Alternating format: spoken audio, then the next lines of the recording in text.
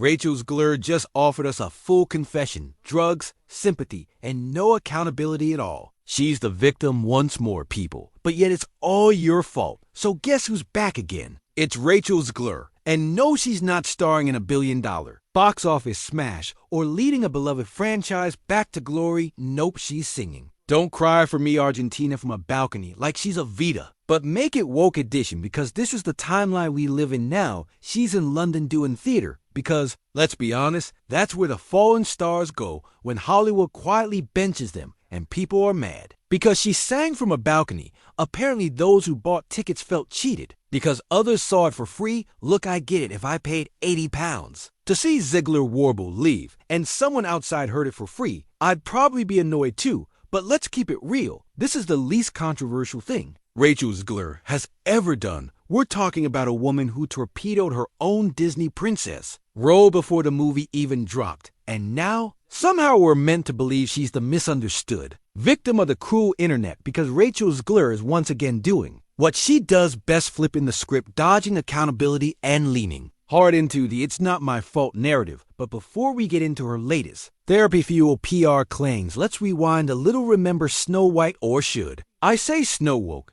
and the 7 diversity consultants? That movie didn't just underperform it. Creator Disney basically had to hit pause on their live-action remake conveyor belt. They got so burned by that disaster they slammed the brakes on half a dozen other projects. And yet, somehow they still gave Lilo and Stitch the green light again. Apparently, if you bomb hard enough, Disney gives you another shot. Just not you, Rachel, because she's out Snow White's new face is likely not going to be the same Zegler who called the original film creepy and trashed the entire legacy of the classic before the film even premiered, which, if we're being honest, was always going to backfire. You don't insult the source material while wearing the crown, but she did again and again on camera, on social media, with every ounce of misplaced self-righteousness. And now we're supposed to believe she's changed, that she's learned, that she's found peace. And oh, what she found was a psychiatrist and a prescription pad. An interview with ID Magazine was conducted recently. Zegler disclosed that she has been seeing a psychiatrist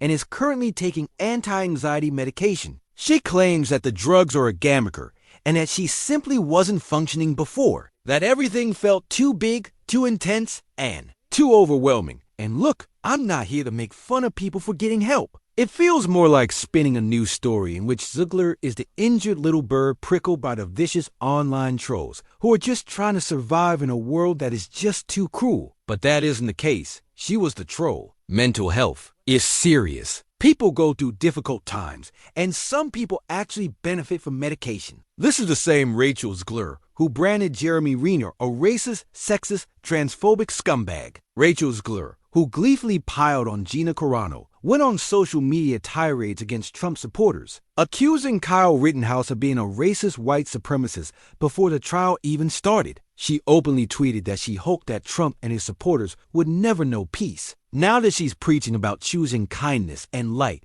and how she wakes up every day blessed, she's saying that this woman didn't just cancel people, she lived to cancel them. She's not a victim of the mob. She was the mob. The worst part is that she has refused to apologize for any of this, doubling down in the interview by claiming that her psychiatrist told her what you're going through isn't normal. The way she puts it makes it seem as though we did this to her, even though it's not normal to be ratioed into oblivion for calling your audience misogynist and disparaging a beloved children's movie. She says, maybe I shouldn't have said that. Maybe I shouldn't have gone after Jeremy or Gina or millions of Americans who don't think like me. Rachel says, the public just decided to attack a pure-hearted theater girl from the Bronx. No, Rachel. People responded to your words, your actions, your tweets, and this wasn't random. This was earned. She chose the magic pill path. She is now taking medication and feels more comfortable navigating the world, but her confidence isn't the problem. Let's talk about accountability. Remember how she referred to that West Side Story movie as her big break? It didn't do well, but she still acted as though she had just stepped off the Titanic and into an Oscar Gold Award. Her biggest hit, The Ballad of Songbirds and Snakes, was a supporting role. No one entered the theater saying, "Oh, I can't wait to see Rachel Zegler." Zegler was only present when they arrived for the Hunger Games,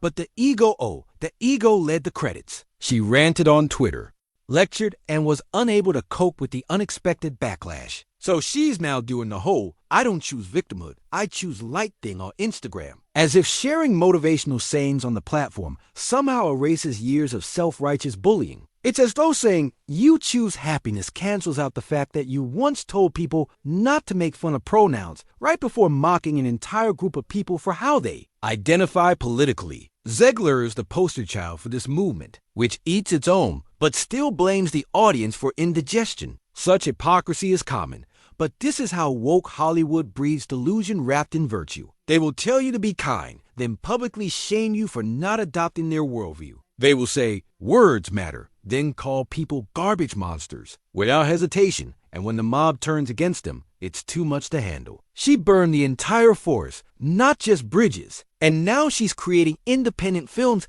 because she's startled that there isn't any more shade. The truth is that a redemption narrative cannot occur without a confession, and Zegler hasn't made any admissions or accepted any responsibility for her destructive behavior. She is most likely expecting for a quiet return in which she may reappear as the mature, smart, and emotionally recovered version of herself. Number apologies to Gina, no apology to Jeremy, nothing for calling an actual minor a racist white supremacist. Nothing for demonizing cops while living in a gated community protected by private security.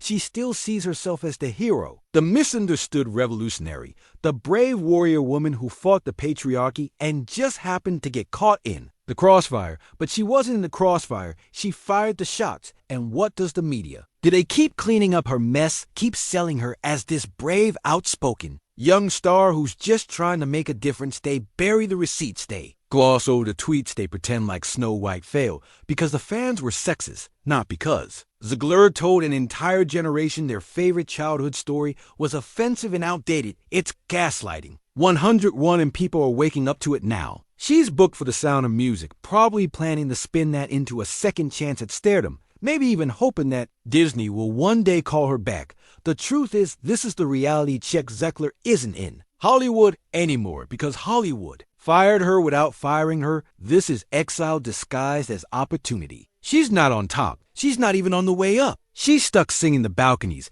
and hoping the wind carries her voice somewhere worth listening. But until she owns her past, until she admits that she hurt people, that she played a major role in her own downfall, nothing is going to change. The plays, the Broadway lights, the balcony ballads, and the medications won't help her. The sound bites from the psychiatrist won't repair the harm she caused with her own words. They won't clean the receipts. They won't reverse the hate she uttered when she believed the cameras were on her and the audience was applauding. Hashtags won't protect her. Magazine interviews won't change the past. And no amount of public relations spin can turn years of arrogant, self-righteous rhetoric into a misinterpreted fairy tale. In the end, Rachel Zegler is not a victim. This is a rebranding rather than a redemption story. She is not a victim of cancel culture. Rather, she was a part of the system that told everyone to sit down, shut up, and follow the new morals or else. Now that she has experienced her own medicine, she wants to understand why she is so fragile, and we are expected to forget everything. Isn't that the pattern? Isn't it woke? Hollywood always looks out for its own until it doesn't. And when the spotlight gets too hot, the crowd turns angry and rushes to the press, pills, and podium to beg for grace. They never gave others a second chance